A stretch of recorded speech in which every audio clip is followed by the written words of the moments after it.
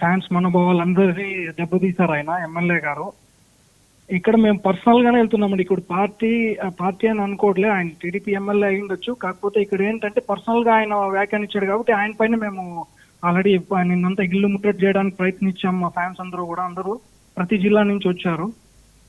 So మేము demand చేసేది ఒకటే, మా హీరోని అన్యాయంగా ఏదంటే అది మాట్లాడారు. ఆయనకు సంబంధం లేకపోయినా కూడా కావాలని సినిమాని అడ్డుకోవాలని చూసారు అక్కడ అనంతపూర్ లో.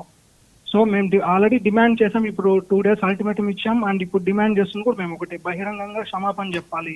ఎవరైతే మా అభిమాని ఇబ్బంది పెడుతున్నారో ధనుని, అతను కూర్చోబెట్టుకొని సారీ చెప్పి మా అందరికి ఫ్యాన్స్ సారీ చెప్పాలి. అలాగే మా హీరోకి సారీ చెప్పాలి, మా హీరో గారు అమ్మగారికి కూడా సారీ చెప్పాలని మేము డిమాండ్ చేస్తాం. ప్రతి ఒక్క డిమాండ్ కూడా అదే అండి.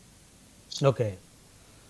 అయితే ఇప్పుడు ఆయన నేను కాదు మాట్లాడింది, ఇది ఎవరో నా మీద కుట్రపూరితంగా క్రియేట్ చేశారు, నేను ఎస్పీ గారికి కంప్లైంట్ చేశానని ఫస్ట్ స్టార్టింగ్ ఆయన చెప్పడం జరిగింది. మీడియా ముఖంగా వచ్చాడు, సెల్ఫీ కూడా వీడియో కూడా రిలీజ్ చేశాడు. దాని మీద ఎవరో కూడా జూనియర్ ఎన్టీఆర్ గారి ఫ్యాన్స్ ఎవరు సాటిస్ఫై అవ్వలేదా? లేదండి, ఖచ్చితంగా ఇప్పుడు మా అందరికీ తెలుసు. ఖచ్చితంగా అది ఇప్పుడు ఫేక్ అయింటే ఎలాగోలాగా తెలిసిపోయేది. కానీ ఖచ్చితంగా ఆయనే చేశాడని చెప్పి క్లియర్ ప్రూఫ్స్ ఉన్నాయి. ఇన్ కేసు ఆయన చేయలేదంటే ఆయన ఎందుకు భయపడుతున్నాడు? సభాముఖంగా వచ్చి మా అందరితో మాట్లాడి లేదు నేను చేయలేదు, నేను అభిమానం చెప్తున్నాడు ఆయన. బట్ ఎందుకు ఆయన బయట వచ్చి చెప్పట్లేదు?